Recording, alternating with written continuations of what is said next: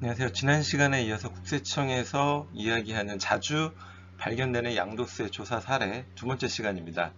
환산취득가 사용 또는 자격농지 양도세 감면 관련해서 우리가 꼭 주의하고 기억해야 될 내용은 어떤 것이 있는지 같이 살펴보도록 하겠습니다. 자, 그 전에 우리 살짝 이런 내용도 한번 기억하면 좋을 것 같아요. 자, 4개의 카툰이 있죠. 딸이 아빠를 애타게 찾는 상황인데 마지막은 반대로 아빠가 딸을 찾지만 그땐 딸은 자신의 자녀를 돌보느라 아빠를 보지 않습니다. 지금을 살아요. 다시는 돌아오지 않습니다. 우리는 함께 있기 때문에 익숙함에 속아 소중함을 잃고 지내는 경우가 상당히 많은데요. 아무리 일이 중요하고 바쁘다 하더라도 이 일을 하는 목적은 우리 가족의 행복을 위해서 딸과의 소중한 시간을 만들기 위해서 버는 일을 하는 것이라는 걸 꼭 잊지 마시기 바랍니다. 자, 국세청에서 자주 확인되는 그 양도세 추징 사유 네 번째 케이스입니다. 실제 취득가액이 확인되는 경우에는 환산 취득가액을 적용해 공제할 수 없다. 자, 사례를 볼게요. 한누리 씨는 02년 7월 A상가를 분양받아 24년 10월에 양도합니다. 한누리 씨는 취득한 지 오래된 A상가의 취득가액을 과세 당국이 확인할 수 없을 거라 생각해서 양도소득세를 줄일 의도로 환산취득가액을 적용하여 신고합니다. 이때 이 환산취득가액은 양도가액 곱하기 양도시 기준시가분의 취득 당시 기준시가로 계산을 합니다. 국세청은 그럼에도 불구하고 A상가의 실제 분양가액이 6억 원임을 확인해요. 그래서 환산 취득가액 10억 원을 부인하고 실제 취득가액 6억 원을 적용해 양도소득세 약 1억 2,900만 원을 추징합니다. 자, 실제 취득가액과 양도가액의 차이인 13억이 아니라 환산 취득가액을 구했더니 6억이 아닌 10억이 돼서 양도 차익이 줄어들죠. 세금을 적게 내려고 했던 행위였는데 국세청이 실제 취득가액을 확인해서 문제가 된 케이스입니다. 자, 어떻게 조사했는지를 확인해 보면 국세청은 A상가의 취득 당시 분양계약서 및 취득세 과세표준 신고 내역 등을 통해 실제 취득가액인 분양가액을 확인했고 또 분양법인의 세금계산서 발급 내역과 장부상 분양금액을 확인해서 해당 금액이 제출받은 분양계약서상의 분양가액과 일치하는 것도 파악했습니다. 따라서 한누리 씨가 신고한 A상가의 환산 취득가액을 부인하고 실제 확인된 분양가액을 취득가액으로 했다라는 내용이에요. 체크포인트에 별표 친 것처럼 실제 거래가액을 확인할 수 있음에도 불구하고 환산 취득가액으로 신고했다라면 이는 실제 취득가액으로 양도세를 재계산하여 과세될 수 있음에 유의해야 합니다. 라고 이야기를 하고 있어요. 자, 관련 법령은 살짝 짚고 넘어갈게요. 취득가액은 원래는 자신의 취득에 든 실제 거래가액으로 하되 이를 확인할 수 없는 경우에 한해서 아래 가액을 순차적으로 적용합니다. 첫째 매매사례가액, 둘째 감정가, 세 번째 환산 취득가액을 적용한다. 이렇게 되어 있어요. 또 다른 유사 판례를 좀 보면 이 사건 부동산은 장부 및 기타 증빙서류에 의하여 취득 당시 실질 거래가액을 확인할 수 있는 경우에 해당한다고 할 것이므로 증빙서류에 의해 실질 거래가액을 확인할 수 없는 경우임을 전제로 환산가액으로 취득가액을 산정하여야 한다는 원고들의 주장은 이유가 없다. 이런 경우가 보통 뭐냐면 우리가 실거래가 제도가 등기에 이제 그 취득가액이 나오는 2007년부터 등기부에 나오기 시작을 합니다. 그러니까 그 이전에 취득한 거는 국세청에서 모를 거라 생각하고 이렇게 신고하는 경우가 많은데 결코 그렇지 않다라는 것을 이 사례를 통해서 우리는 확인할 수 있습니다. 국세청은 어떻게 실제 취득가액을 확인했는지 다시 한번 살펴보면 뭘로 본다? 첫째, 분양 당시 계약서, 둘째, 취득세, 과세표준 신고 내역, 셋째, 분양업체의 세금 계산서 및 장부, 넷째는 우리 큰 금액은 계좌이체하니까 장부 및 통장의 이체 내역 등으로 국세청이 확인할 수 있다라는 걸 꼭 기억해 두시면 좋을 것 같습니다. 아래 내용은 참고적으로 알아두시면 될 것 같고요. 자, 그 다음 사례 한번 볼게요. 자격농지 감면은 농지 소재지에 거주하며 8년 이상을 직접 경작한 토지를 양도하는 경우에만 감면받을 수 있다라는 내용입니다. 자, 사례를 보면 2014년 7월 농지를 2억 원에 취득을 합니다. 그리고 24년 1월 농지를 5억 원에 양도를 해요. 보유하던 농지를 양도한 성춘향 씨는 농지대장과 인후보증서를 증빙서류로 첨부하여 자격농지에 대한 양도소득세 감면을 신청합니다. 국세청은 성춘향 씨가 해당 농지를 경작하지 않은 사실을 확인, 자격 감면 신청을 부인하고 양도세를 추징해서 약 1억 700만 원의 세금을 추징하게 됩니다. 어떻게 조사했을까요? 성춘향 씨는 농산물 판매 내역, 농기 자재 및 농약, 비료, 구입 내역 등 본인이 직접 경작한 사실을 입증할 만한 자료를 제시하지 못했고요. 항공사진이나 거리 로드뷰 등에 의하면 해당 농지는 예전부터 잡목과 수풀이 우거져 있고 쓰레기가 장기간 방치되어 있는 등 농작물이 경작되지 않은 상태인 것을 확인했습니다. 또한 인근 주민과의 면담을 통해서 해당 농지에서 농작물이 경작되지 않았다는 진술까지 확보를 했습니다. 따라서 이런 세 가지 사례를 통해서 성춘향 씨가 실제 농지를 경작한 사실이 없기 때문에 자격 감면 신청을 부인했다라는 겁니다. 농지 소유자가 농지 소재지 및 인접지에서 실제 거주하면서 8년 이상 직접 경작한 경우 제촌 자경이라고 하는데요. 이런 경우에는 양도소득세를 1년에 1억, 5년간 2억 원까지 감면을 해주는 제도가 조세특례제한법 69조에 나와 있습니다. 자, 그런데 이 농지대장, 자경증명 확인, 묘종 등 구입 내역, 농약 비료 등 구입 내역, 현장 사진 등으로 실제 본인이 직접 경작한 사실을 확인할 수 있어야만 이 자격농지 감면을 받을 수 있다라는 걸 꼭 기억해 두시면 좋을 것 같아요. 법 내용이 조금 복잡한데 우리 오른쪽 내용을 가지고 다시 한번 복습해 보도록 하겠습니다. 거주자가 농지 소재지에 거주하면서 8년 이상 직접 경작한 농지를 양도일 현재 농지인 상태로 양도해야 됩니다. 양도 시점에 농지가 안 되면 양도소득세 감면이 불가하다라는 것도 기억을 해주시면 좋을 것 같아요. 거주자가 농지 소재지에 제촌하면서 8년 이상 직접 경작한 농지를 양도일 현재 농지인 상태로 해야 돼요. 제촌, 자경하고 양도일 시점에 농지해야 된다. 이 세 가지 요건을 갖춰야 된다라는 거예요.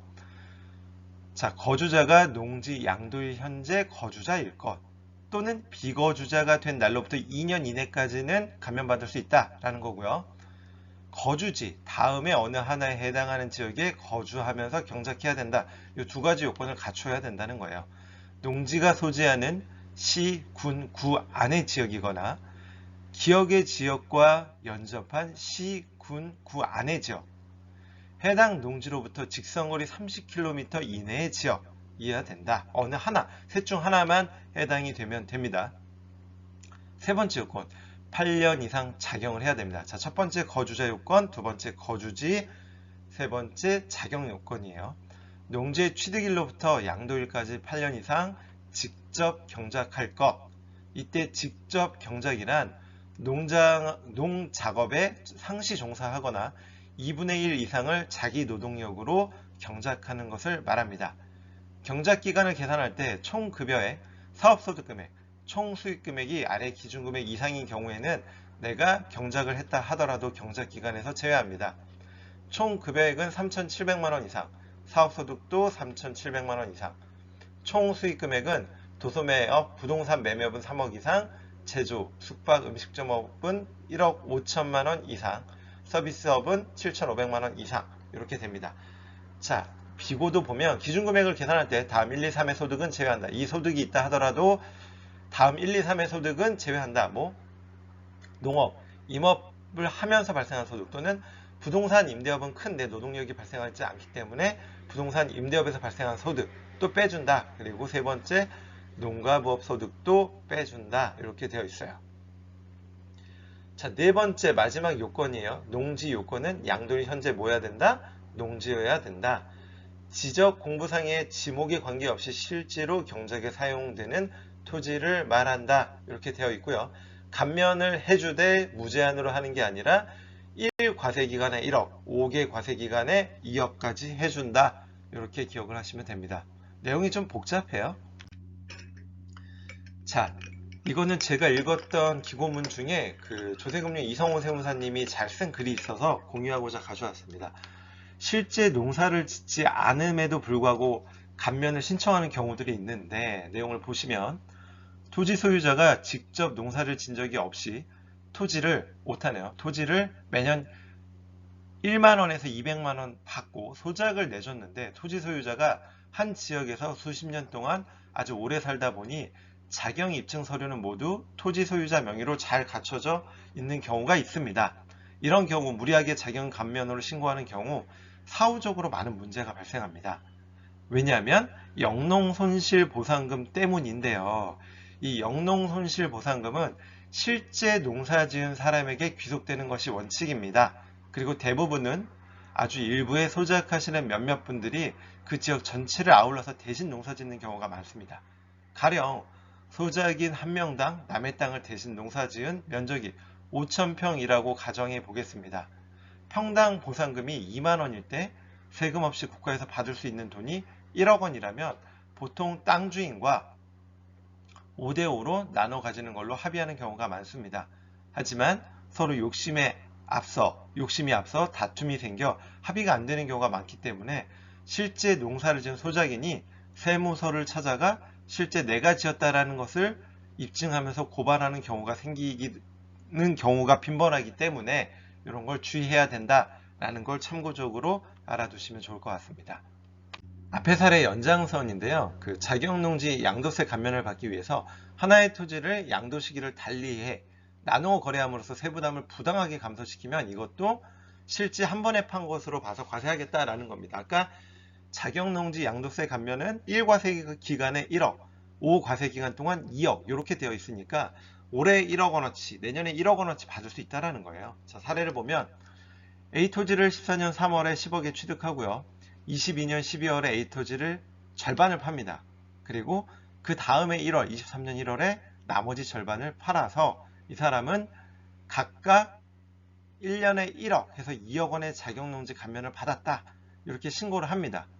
근데 국세청은 어떻게 했다? 홍길동 씨가 양도소득세 감면을 많이 받을 목적으로 일부러 과세기간을 달리해 형식상 두 차례로 나눠 양도한 거래임을 확인했다. 따라서 사실상 하나의 거래로 모아 양도소득세를 추징하겠다라고 해서 실제로 1억 5천만 원 정도를 추징했습니다. 조사 내용을 보면 매매계약서에는 1차 거래금의 잔금일이 22년 12월, 2차 거래의 잔금일은 23년 1월로 기재되어 있으나 1, 2차 거래 매매대금 잔금이 23년 1월에 한 번에 입금된 사실을 확인했습니다. 그럼 이건 서류만 조작했다라는 거죠. 또한 양수자는 토지를 분할하여 거래할 의사가 없었으나 양도인인 홍길동 씨의 요청으로 매매계약서를 2개로 나누어 작성했다고 진술하였습니다. 따라서 국세청은 홍길동 씨가 양도소득세 감면 한도를 회피할 목적으로 과세기간을 달리하여 분할 거래한 것으로 보고 실질과세 원칙을 적용하여 양도소득세를 추징하였습니다. 결국 양도소득세는 이렇게 부당하게 세법의 어떤 허점을 이용해서 감소시킬 것으로 인정된다라고 되면 경제적 실질에 따라 실질과세 원칙에 따라 하나로 모아서 과세할 수 있다라는 얘기입니다. 국기법 14조에 나와 있는데요. 세법 중 과세표준의 계산에 관한 규정은 소득, 수익, 재산, 행위 또는 거래 명칭이나 형식과 관계없이 그 실질 내용에 따라 적용한다. 제3자를 통한 간접적인 방법이나 둘 이상의 행위 또는 거래를 거치는 방법으로 이 법 또는 세법의 혜택을 부당하게 받기 위한 것으로 인정되는 경우에는 그 경제적 실질 내용에 따라 당사자가 직접 거래를 한 것으로 보거나 연속된 하나의 행위 또는 거래를 한 것으로 보아 이 법 또는 세법을 적용한다라고 국세기본법에 좀 더 큰 틀에서 나와 있습니다. 관련 판례도 좀 같이 볼게요. 2022년 대법원 판례인데요. 여러 개의 계약이 체결된 경우에 그 계약 전부가 하나의 계약인 것과 같은 불가분의 관계에 있는 것인지 여부는 계약 체결의 경위와 목적 및 당사자의 의사 등을 종합적으로 고려해 판단한다. 또한 부산 고등법원의 판례도 좀 볼게요. 하나의 거래로 인정되는 이상 그 거래가 분할 이행되었다 하더라도 그 거래 전체가 완결된 때를 기준으로 판단하여야 할 것이다. 분할 이행된 각 부분에 대한 것으로 각 양도 시기를 판단할 것은 아니다. 라고 판결을 했습니다. 자, 세 가지 내용을 같이 좀 살펴봤고요.